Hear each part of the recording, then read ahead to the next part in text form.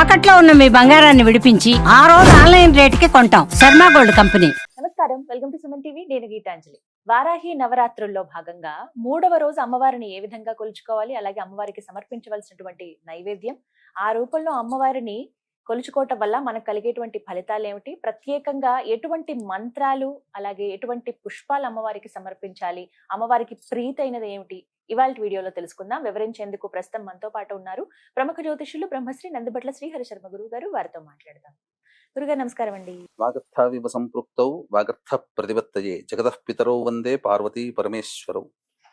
ఆదిత్యాయ చ సోమాయ మంగళాయ బుధాయ చ గురుశుక్ర శనిభ్యశ్చ రాహవే కేతవే నమః. శృంగేరి జగద్గురు పీఠాధిపతులకి, కంచి పీఠాధిపతులకి నమస్కారములు తెలియజేసుకుంటూ కార్యక్రమాన్ని ప్రారంభిద్దాం.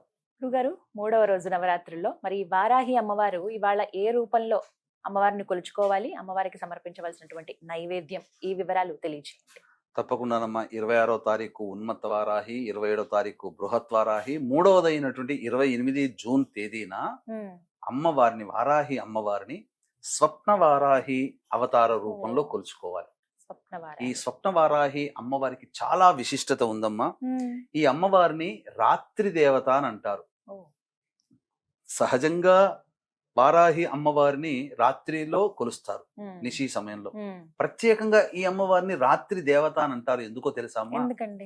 స్వప్న వారాహి అని అంటే భూత భవిష్యత్ వర్తమాన కాలాల్ని తెలియచేసేటువంటి కర్ణ పిశాచి, కర్ణమాతంగి, ప్రశ్న గణపతి, ప్రశ్న ఆంజనేయ స్వామి అదైతే ఉందో, ఈ స్వప్న వారాహి అమ్మవారిని ఉపాసన చేసే సాధకులు అమ్మవారి మూలమంత్ర జపాన్ని చేసి, ప్రశ్న ఇది నాకు సమాధానం కావాలని చెప్పి జపం చేసి ఉంటే రాత్రిపూట స్వప్నంలో ఈ అమ్మవారు కనిపించి ఆ ప్రశ్నకి సమాధానాన్ని ఇస్తుంది.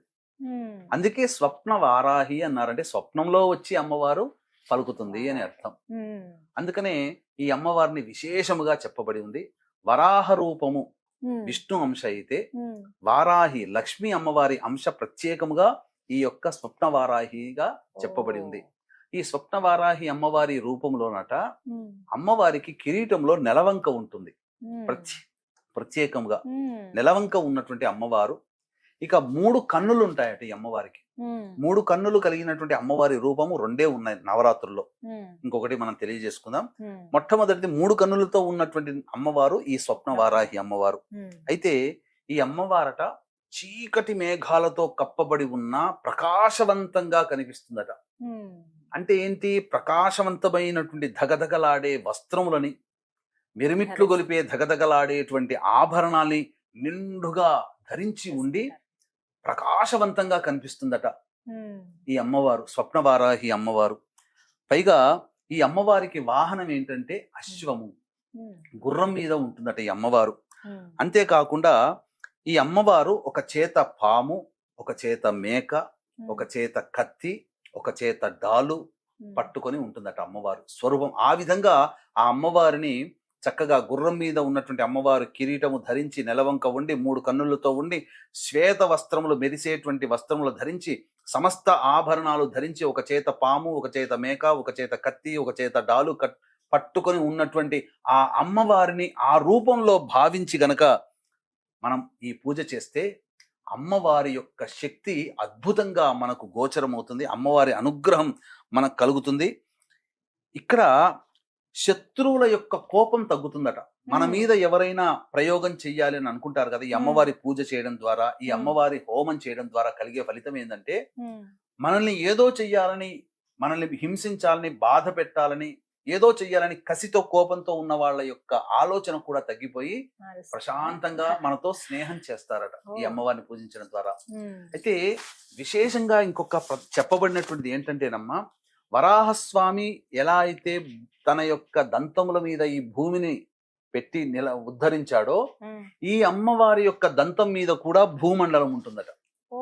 ప్రత్యేకించి భూమండలాన్ని పెట్టుకుని, దంతం మీద భూమండలాన్ని, ఈ సమస్త భూమిని ధరించినటువంటి అమ్మవారు దంతం మీద ఈ స్వప్న వారాహి అమ్మవారి. కాబట్టి వారాహి అమ్మవారిని నిష్టగా చేసే వాళ్ళకి ఈ అమ్మవారిని ఇంత గొప్పగా చేయడం వల్ల అద్భుతమైనటువంటి భవిష్యత్తులో జరిగేది కూడా వీళ్ళకి అవగతం అవుతూ ఉంటుందట అని చెప్పవచ్చమ్మా. మరి అమ్మవారికి ఎటువంటి నైవేద్యాన్ని సమర్పించాలి గురువు గారు?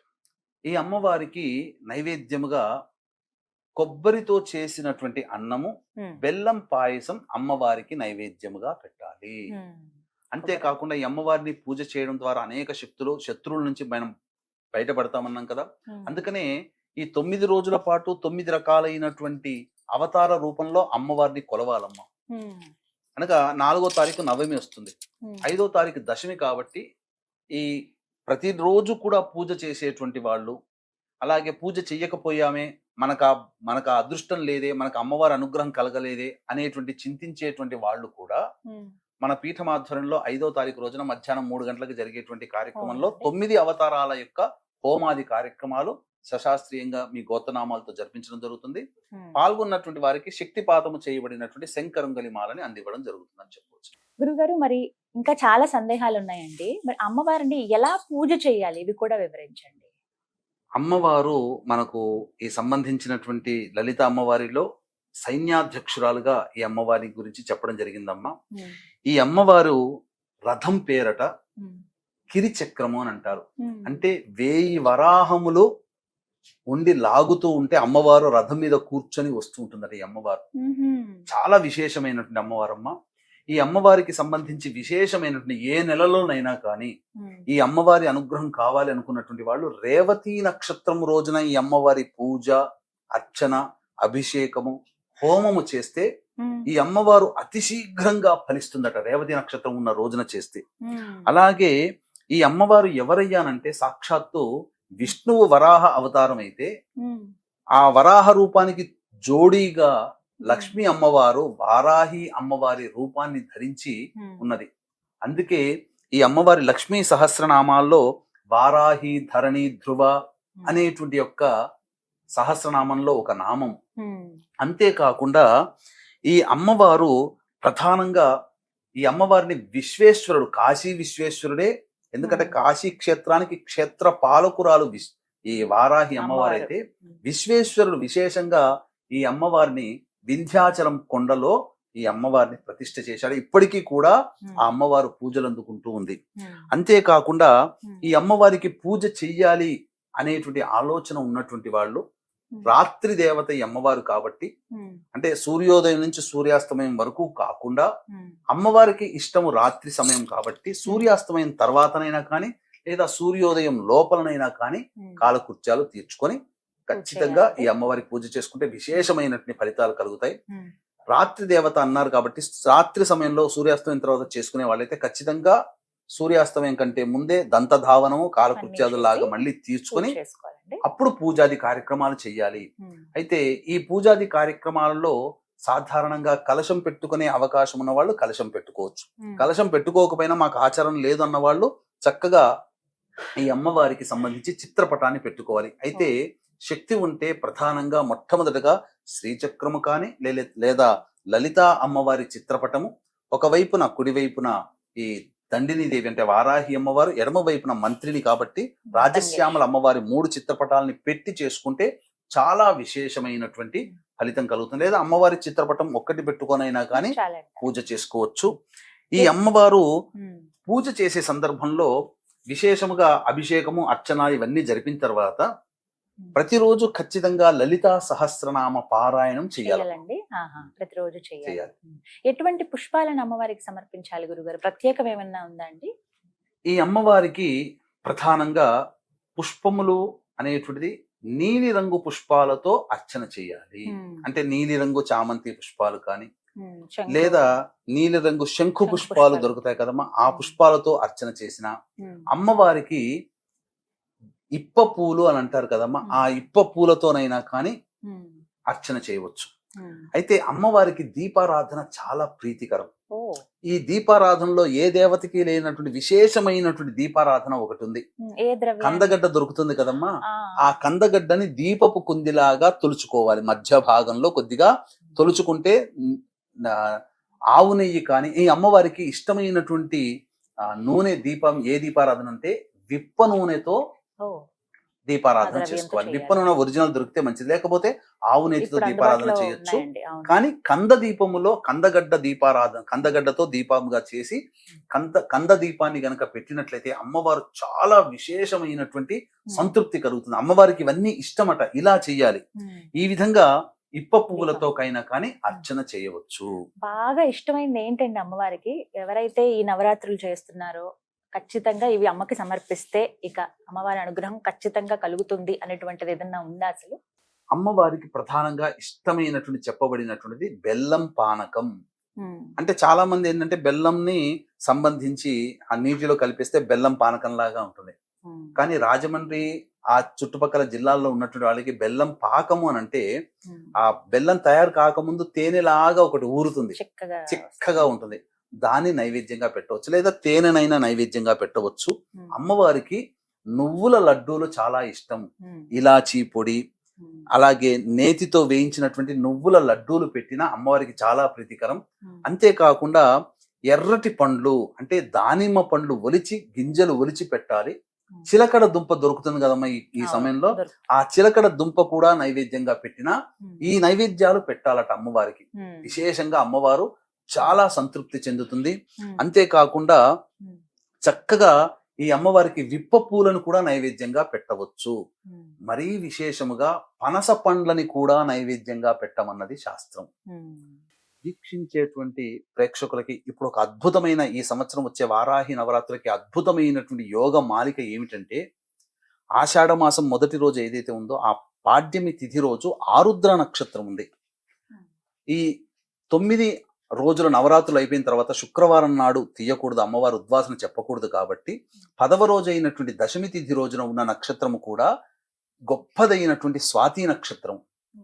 కాబట్టి ఈ ఆరుద్ర నక్షత్రం స్వాతి నక్షత్రానికి అధిపతి ఎవరు? రాహువే. ఈ యొక్క సమస్త లోకానికి కూడా రాహు యొక్క కవర్లో ఉంది, అండర్ కవర్లో ఉంది.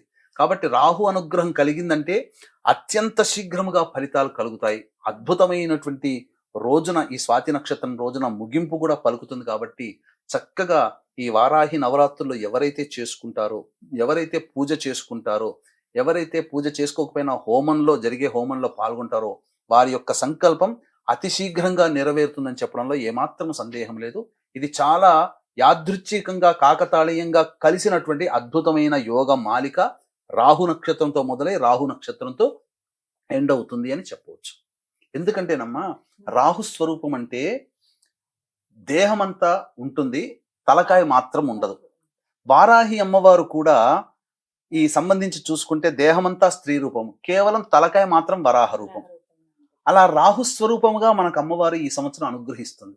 గురుగారు, అమ్మవారికి ధూపం అంటే చాలా ఇష్టం అని విన్నాను. ఎటువంటి ద్రవ్యాలు వేయాలి అందులో? ధూపం అంటే కేవలం మనకి మార్కెట్లో ఇప్పుడు దొరికేటువంటి ధూపమేనా? అసలు ఎలాంటిది ఇష్టం అమ్మవారి? మనకు ఏ దేవతకైనా కానీ ప్రత్యేకంగా అసలు అమ్మవారు అంటేనే ధూప ప్రియురాలు. కానీ ఈ ఒక్కొక్క అమ్మవారికి కొన్ని కొన్ని వస్తువులు వాడమని చెప్పబడి ఉంటే, ఈ వారాహి అమ్మవారికి చెప్పబడినటువంటి ధూప ద్రవ్యాలు సాధారణంగా బయట దొరుకుతాయి. విశేషమైనటువంటి కొన్ని ద్రవ్యాలు తీసుకొని వచ్చి ధూపం గనక వేసినట్లయితే ఆ ఇంట్లో నకారాత్మక శక్తి, నరదృష్టి, నరఘోష, అలాగే ఈ పౌర్ణమి అమావాస్యలో కొంతమంది మానసికంగా ఉద్రేకం పొందుతుంటారు కదా, పిచ్చి పిచ్చిగా అరుస్తుంటారు కదా, అటువంటి వాళ్ళని ఆ అమ్మవారి యొక్క పూజా మందిరం దగ్గర కూర్చోపెట్టి, మనం పూజ చేసే స్థలంలో కూర్చోపెట్టి ధూపం వేసేటప్పుడు వాళ్ళు ఉన్నట్లయితే వాళ్ళకి పట్టినటువంటి భూత ప్రేత పిశాచ బాధలన్నీ కూడాను ఈ ధూపము వల్ల తొలగిపోతాయి. ఇంట్లో ఉన్నటువంటి నెగిటివ్ ఎనర్జీ అంతా పోతుంది. కాబట్టి వారాహి అమ్మవారికి విశేషముగా ధూప ప్రియురాలు. కొన్ని ద్రవ్యాలు అనేటువంటివి ఇప్పుడు నేను చెప్పడం జరుగుతుంది. సాధ్యమైనంత వరకు ఆ ద్రవ్యాలన్నీ కూడా మీరు తెచ్చుకునే ప్రయత్నం చేయండి. ఒకటి అరా మనకు దొరకకపోవచ్చు, కంగారు లేదు. మిగతా ద్రవ్యాలనైనా కానీ తెచ్చుకొని ప్రతిరోజు కూడా మీరు పూజ చేస్తున్న సందర్భంలో అమ్మవారికి ధూపం వేసి ఆ ధూపాన్ని అంతా కూడా ఇంట్లో గనక పెట్టుకున్నట్లయితే ఇంట్లో పాజిటివ్ వైబ్రేషన్ అనేటువంటిది ఉంటుంది, ఒక ప్రశాంతత చేకూరుతుంది. వీక్షించేటువంటి ప్రేక్షకులు కూడా గమనిక, ఈ యొక్క సందర్భంగా ఈ 9 అవతారాలు 9 రోజుల పాటు 9 అమ్మవారికి విశేష అవతారాలుగా మనం చేస్తూ వస్తున్నాము, చెప్పుకుంటూ వచ్చాము. కాబట్టి ఆ అవతార రూపంగా కొలుస్తూ వస్తున్నాం.